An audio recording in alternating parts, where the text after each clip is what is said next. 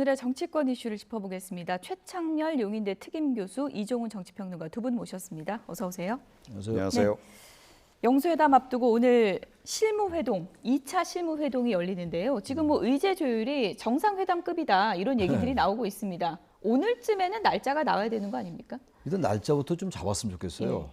이런 비유가 맞는지 모르겠는데 월드컵이라든지 큰 국제 행사를 일단 날을 잡아놓고 연도를 잡아놓고 준비하는 거 아니에요? 일리 있는 말씀이십니다. 인프라 다 한 다음에 월드컵 잡고 그러지 않잖아요. 뭐 비유가 어떤지 모르겠는데 지금 너무 오래 끄는 것 같아요. 시간 자체는 뭐 그렇게 오래되진 않았어요.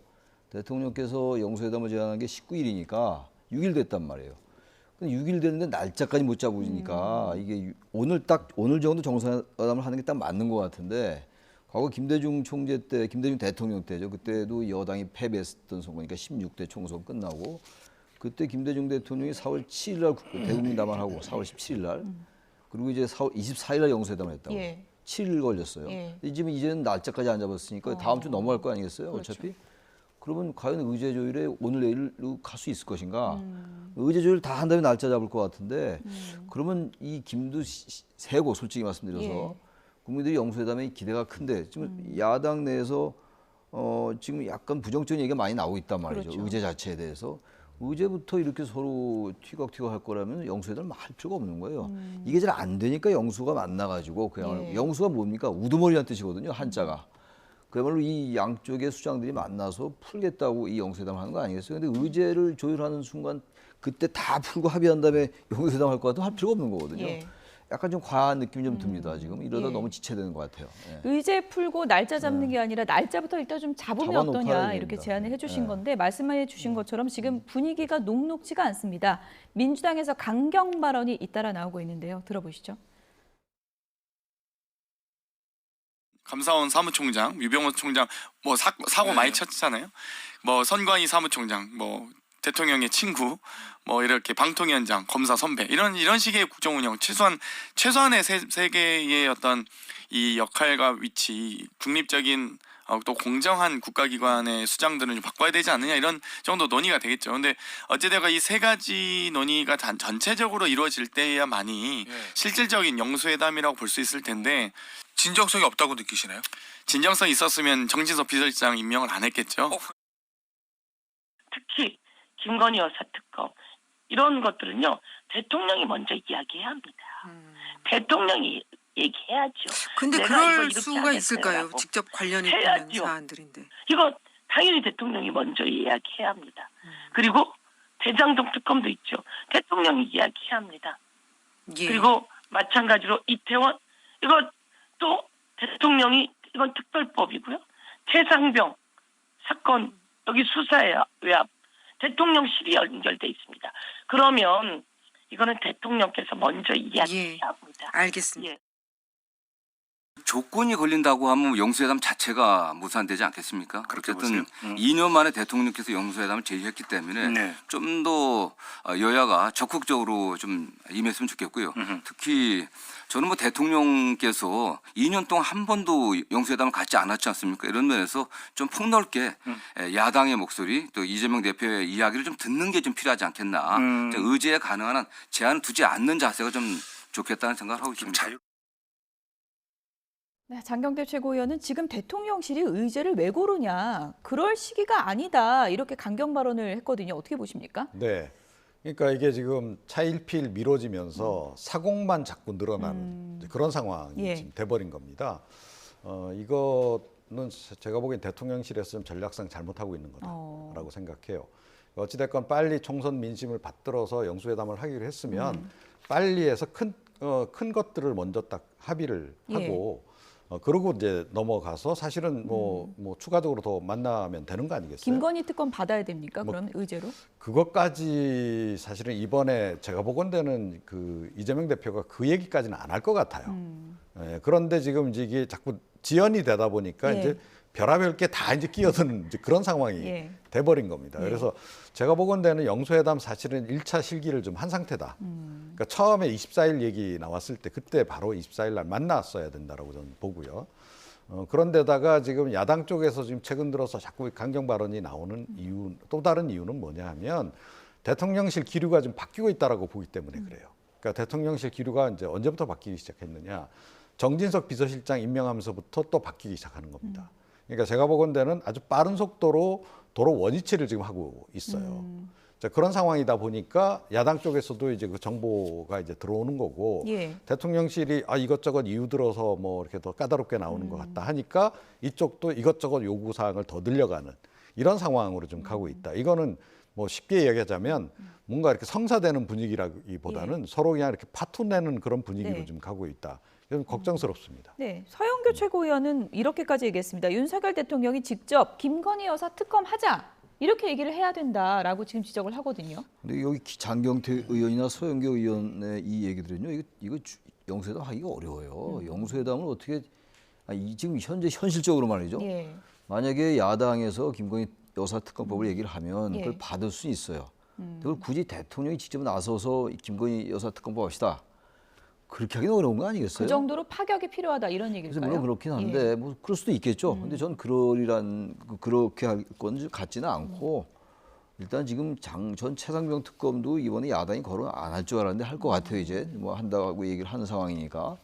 그러니까 지금 우선 지금 1인당 뭐 25만 원 지원 얘기 있잖아요. 민생회복지원금. 지난번에 야당이 이제 총선 때 공약했던 거 이런 것들하고 총리 인선에 대해서 어쨌든 논의를 좀 하고 그런 다음에 최상병 특검 정도는 저는 받는 게 맞을 것 같아요. 야당이 얘기한다면 예. 받아야 될 것 같아요. 그래서 먼저 선제적으로 이걸 털어야 되지. 예. 아마 야당이 지금 최상병 특검하고 이 김건희 여사 특검은 계속 얘기할 겁니다. 둘 중에 하나는 꼭 넣어야 된다. 저는 이런 하나 기류 넣어야 될 것 아닐까요? 같아요. 그래야지 이 대통령이 바뀌었다라는 그런 인식을 받을 수가 있을 것 같고 그렇다고 해서 이렇게 지금 무슨 특정 인사들 전부 거론하고 김건희 여사 특검을 직접 대통령께서 얘기해라 이렇게 되면 영수회담 할 필요가 없어요. 영수회담은 아까 제가 말씀드린 것처럼 풀기가 어려울 때 하는 거거든요. 예. 근데 이걸 다 미리 다 확정시켜서 하면 못 들어갑니까 그거?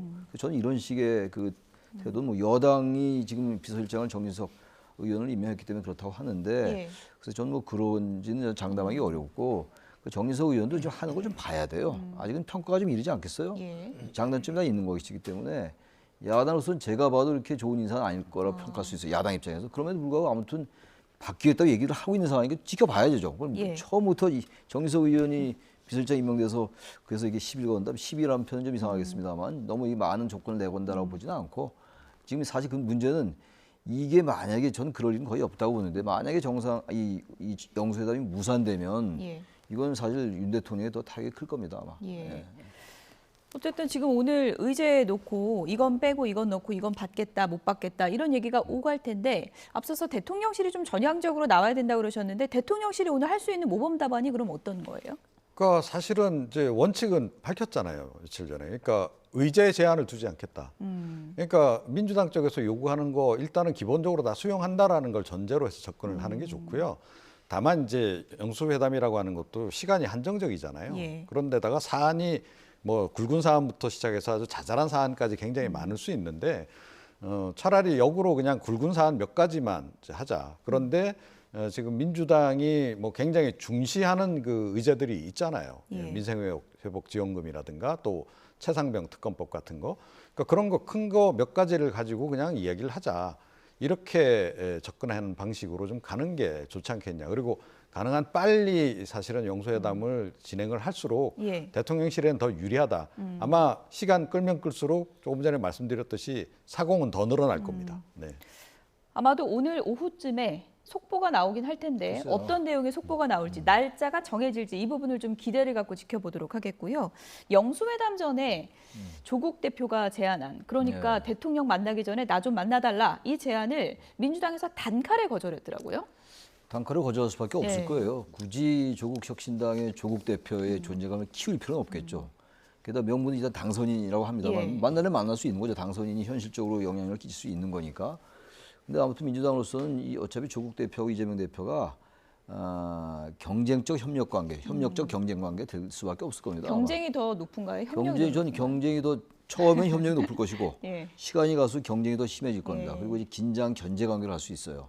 근데 어쨌든 제1야당이 지금 거대 야당인데 175석인데 12석에게 마치 이슈를 선점당한 모습으로 비칠 수 있죠. 예. 범야권 회의합시다. 이러면 이 이슈를 제기한 거거든요. 거기 따라갈 마음이 전혀 없죠. 야당으로서는. 제1야당인데. 예. 그래서 저는 제1야당인 민주당이 더불어민주당이 거절하는 건 사실은 자연스러운 겁니다.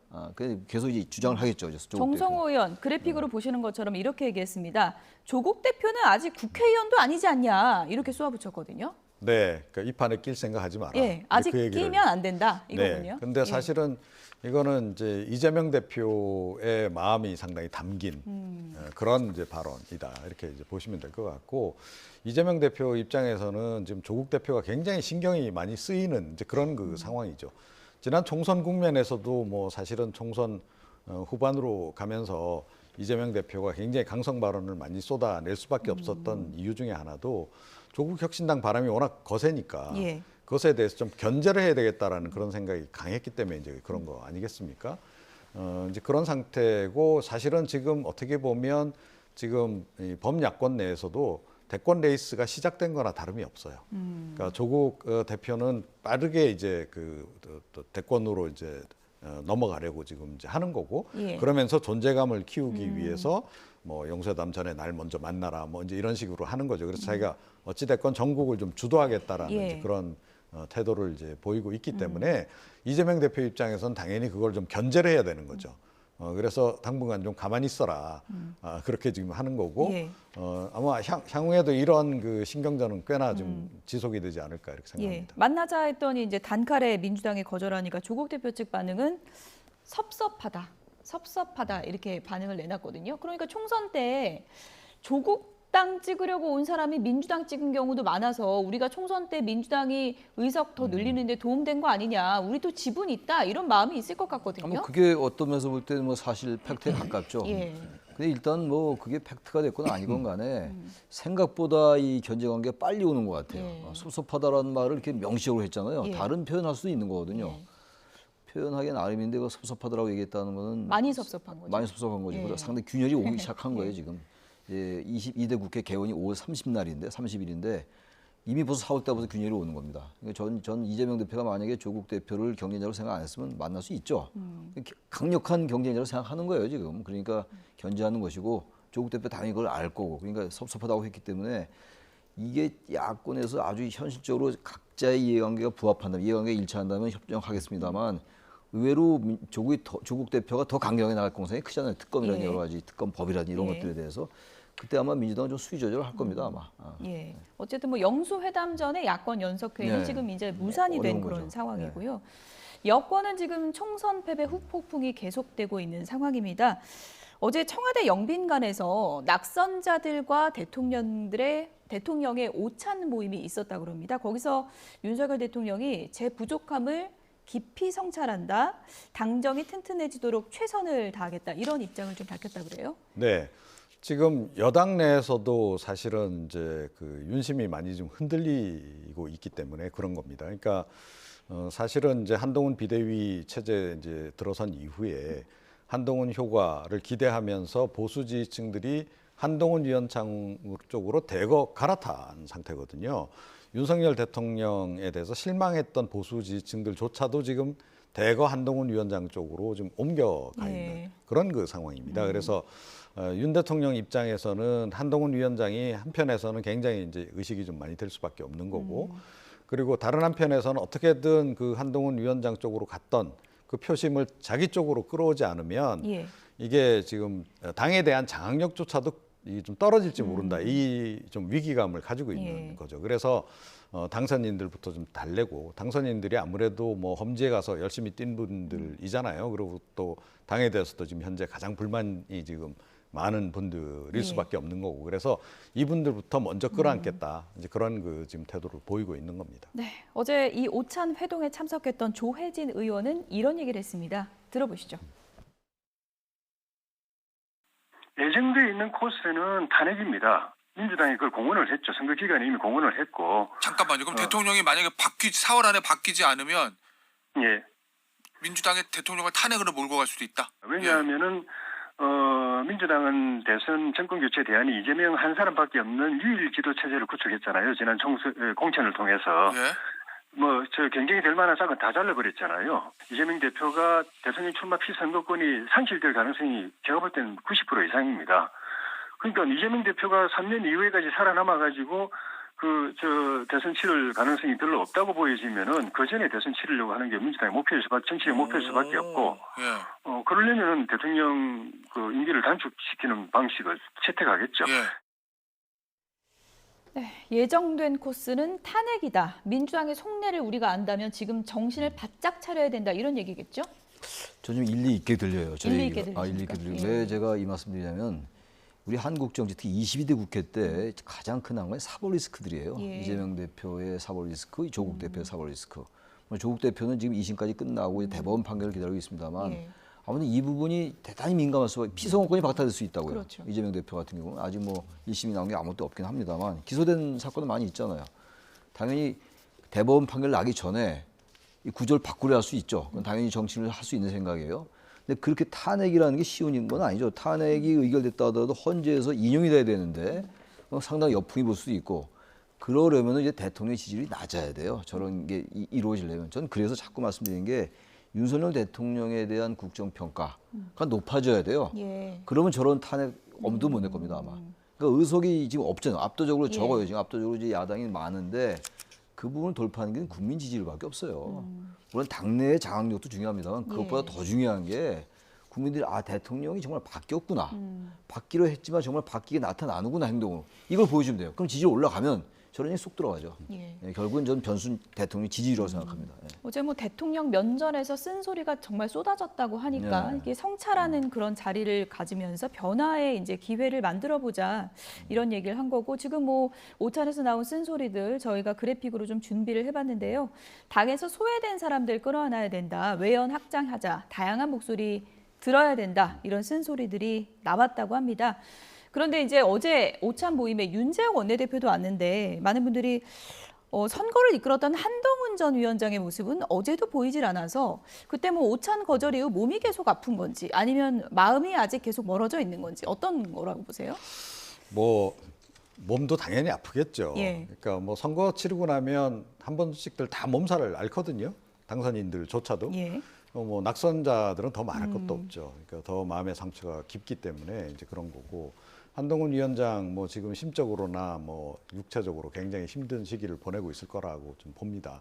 이제 그럼에도 불구하고 이렇게 공식석상에 계속 본인이 참석해야 될 당연히 그런 자리에 빠지는 게 좀 정치적으로는 좀 잘못하는 게 아닌가 이런 생각이 들어요. 어제 같은 경우에 특히 이제 낙선인들하고 대통령이 만나는 자리라고 예. 한다면 자기도 책임이 있잖아요. 낙선인들에 대해서. 그러니까 뭐 전적으로 자기 책임이 아니라 하더라도 그 자리에 가서 그분들 위로해주고 그렇게 하는 게 맞는 거죠. 그런데 그 자리에 가지 않았다라는 것 좀 이제 그 한동훈 위원장에 대해서 다시 한번 생각해 보게 되는데 큰 정치인이 되려고 한다면 좀 대범하게 가야 된다. 그리고 대통령하고 관계 부분에서도 예. 제가 보건대는 보수 지지층이 상당수가 한동훈 위원장으로 옮겨탄 상황이기 때문에 본인이 향후에 좀 주도할 수 있는 그런 좀 위치에 좀 서 있다라고 보거든요. 예. 적어도 보수 지지층 내에서는 그런 겁니다. 그렇다라고 한다면 조금 더 그 대승적 접근이 좀 필요하지 않나 이렇게 생각을 합니다. 네, 어쨌든 뭐 총선을 마무리하는 자리였는데 그 자리엔 좀 있었으면 어땠을까 하나 아쉬움이 있다고 이제 얘기를 해주셨는데 요즘에 정치권에서는 윤한 갈등이 좀 심상치가 않다라는 얘기들이 많이 들리고 있습니다. 총선 당시에 한동훈 전 위원장이 2번이나 그만둘 뻔했다 이런 얘기들이 많이 들리고 있는데요. 저희가 어떤 얘기인지 정리를 좀 해봤습니다. 한동훈 전 위원장이 총선 때 이건 이제 보도를 통해서 많이 이제 알려진 내용이었었죠. 지난 1월에는 김건희 여사 관련해서 제가 사퇴 요구를 거절했다. 대통령실에서 사퇴 요구가 있었다라고 이제 한동훈 전 위원장이 밝힌 바 있고요. 그리고 이것은 이번에 좀 밝혀진 내용인 것 같은데요. 총선 직전이었죠. 4월 1일에 한동훈 전 위원장이 그 2,000명을 고수하는 그 대통령실 입장에 대해서 좀 유연화하자. 아니면 나 그만두겠다. 이렇게 배수의진을 또 쳤다 그래요? 오늘 나온 보도죠. 예.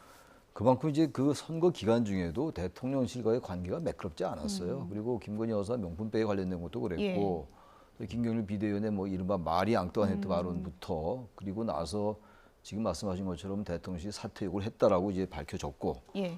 그리고 난 다음에 의대 정원에 관련해서 4월 1일 담화를 많이 기대를 했을 텐데 저기 여권을 지지하는 유권자들은 근데 그렇지 않았단 말이에요. 2,000명을 고집했다고요. 어쨌든 간에.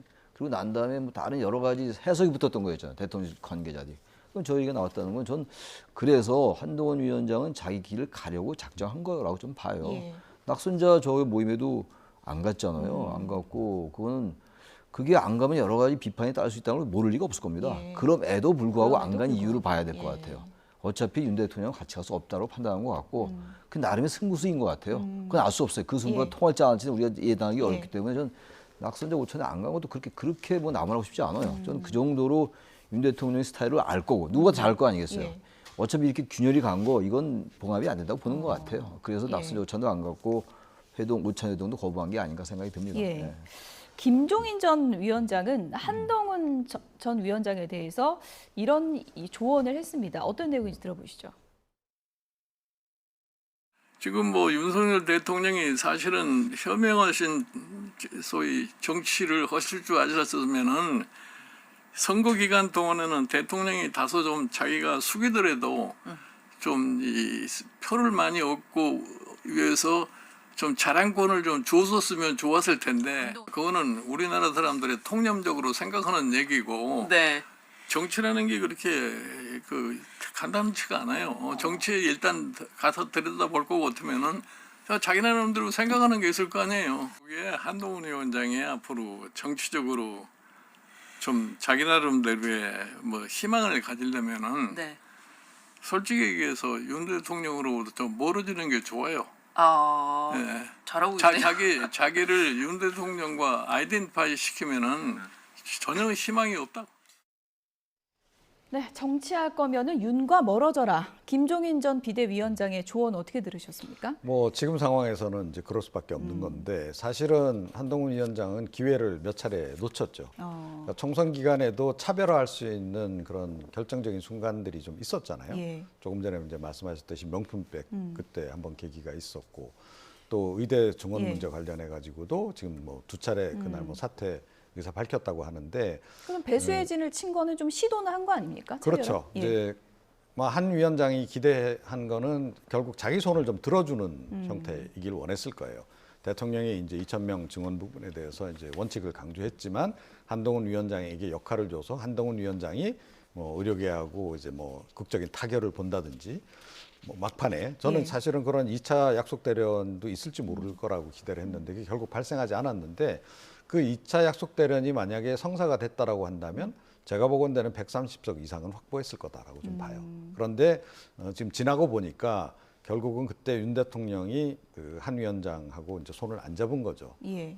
그래서 이제 한 위원장 입장에서는 이제 뭐 결국은 서운할 수밖에 없는 예. 이제 그런 국면이 이제 된 건데 그렇게 그때 그 기회를 놓친 상태에서 향후에 그러면 다시 기회를 잡는 게 가능할까? 이제 와서 윤석열 대통령하고 차별화를 한다고 했을 때 예. 그게 과연 명분이 있을 것이며 또 이게 이미 총선은 패배한 뒤인데 예. 성적표 받고 나서 나중에 뭐 그 답안지를 본들 무슨 소용이 있습니까? 지금 상황이 조금 좀 한 위원장에게는 좀 어려운 상황이다. 그렇게 좀 화해 가능성도 없는 겁니까? 뭐 화해야 뭐 인간적으로 뭐 어느 정도 시점이 지나면 하긴 예. 하겠죠. 그런데 화해하고 안 하고의 문제를 떠나서 한동훈 위원장이 일단 뭐 자기 정치를 하고 싶어 하니까. 그런데 정치인으로서의 어떤 평가는 제가 보건대는 대략 좀 끝난 상태가 아닌가 예. 생각합니다. 굉장히 비관적으로 전망하시네요. 예. 뭐 여러 전문가들의 전망이 있겠고, 뭐 전당대회에 나올지 안 나올지 이런 부분은 한동훈 전 위원장이 이제 조만간 결단을 할 텐데, 지금 국민의힘 새 지도부 관련해서는 이런 신조어가 떴습니다. 나이 연대인데요. 나경원 대표, 이철규 원내대표 설입니다.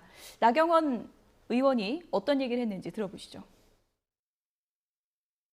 어제부터 이런저런 이야기했는데요. 그 소통을 한 적은 있고요. 예. 당선 이후에 소통을 한 적은 있다 이렇게 말씀을 드리겠습니다. 무슨 그 대통령과 회복이다 아니다 그런 말씀을 드리는 것도 또 맞지 않는 것 같고요. 그래요? 저는 뭐 사실은 지난 1년은 지역에 콕 박혀 있었죠. 지금도 당대표를 내가 꼭 해야 되겠다 이런 생각은 아직 제가 해본 적이 없습니다. 다만 당이 앞으로 어떻게 돼야 되느냐에 대해서는 정말 고민하고 있습니다. 그래서 뭐 연대니 이런 부분에 대한 표현에 대해서는 좀 이건 아닌데 하는 생각이 드네요. 연판장을 돌린 뭐 연판장에 서명 안 한 사람하고만 놀려면 같이 할 사람 별로 없습니다. 진짜 그 정도 맞아요. 그때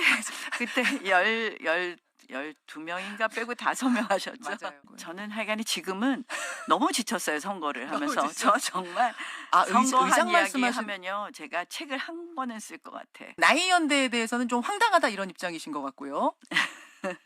그렇게 정리하면 됩니까? 그냥 제가 웃을게요. 그냥 제가 웃을게요. 웃었다. 네. 그래서 오늘 기사 제목이 그냥 웃지요 이런 제목으로 많이 나왔던데 그 웃음의 의미가 뭡니까? 지금 나경원, 이철규 연대를 얘기하는 건데 예. 이철규 의원은 뭐 어쨌든 친윤 핵심이에요. 근데 원내대표 얘기가 있단 말이죠. 근데 저 나경원 의원이 아마 나경원 당선인이죠. 지금. 아직은 당선인이죠. 당선인이죠. 예. 나경원 당선인이 그 연대에 같이 자기가 연루되는 걸 좋아하지 않을 거예요. 아마 어쨌든 그 지난해 전당대회 때 뭐 그런 일이 있었고 아까 말씀하셨잖아요. 그냥 우습게요라는 게 거기에 상당히 함의가 있는 것 같은데 예. 아마 아직은 좀 거리를 두려워할 겁니다. 나경원 전 의원으로서 당선인으로서는 정치적 장래가 있는 사람이니까 예. 굳이 친윤 핵심하고 어울리면서 연대 설까지 나오는 거에서는 썩 그렇게 좋지 않겠죠. 예. 나경원 당선인이 오늘 인터뷰에서 진짜 선거 치르느라 너무 지쳤다. 당대표 그런 거 목표 아니다라고 했는데 그대로 믿으면 안 되는 거죠? 예. 뭐 이제 그래도 싫진 않지요. 라고 전 봅니다. 그래서 뭐 내심으로는 좀 기대도 좀 하지 않을까 이렇게 좀 생각이 들고요. 그런데 사실은 이런 방향으로 지금 국민의힘이 흘러가는 게 좀 바람직한지는 잘 모르겠어요. 그러니까 정진석 카드도 그 친윤 카드를 쓰는 바람에 야당이 지금 굉장히 반발하고 비판하고 있기도 하지만 이철규 카드 역시 사실은 또 다른 친윤 카드가 아니겠습니까? 그래서 실제로는 친윤 원내대표로 해서 뭐 이렇게 당의 이제 응집력을 이제 가져가면서 뭐 나경원 이제 그 당선인 정도를 약간 이제 중도 이미지가 있으니까 그걸 활용하겠다 이제 이런 건데 네. 사실 나경원 당선인 같은 경우에도 뭐 비윤이라고 보던데 비윤이라고 보기 좀 어렵잖아요. 범친윤이다 이렇게 이제 봐야 되는 거고 그래서 이렇게 친윤색을 그대로 유지해 가는 것이 과연 바람직한지 저는 개인적으로 회의적으로 좀 보고 있습니다. 아직은 뭐 시나리오니까요. 여론의 반응이 어떻게 흐를지는 좀 봐야겠죠. 최창렬 특임 교수, 이종훈 평론가 두 분이었습니다. 고맙습니다. 네.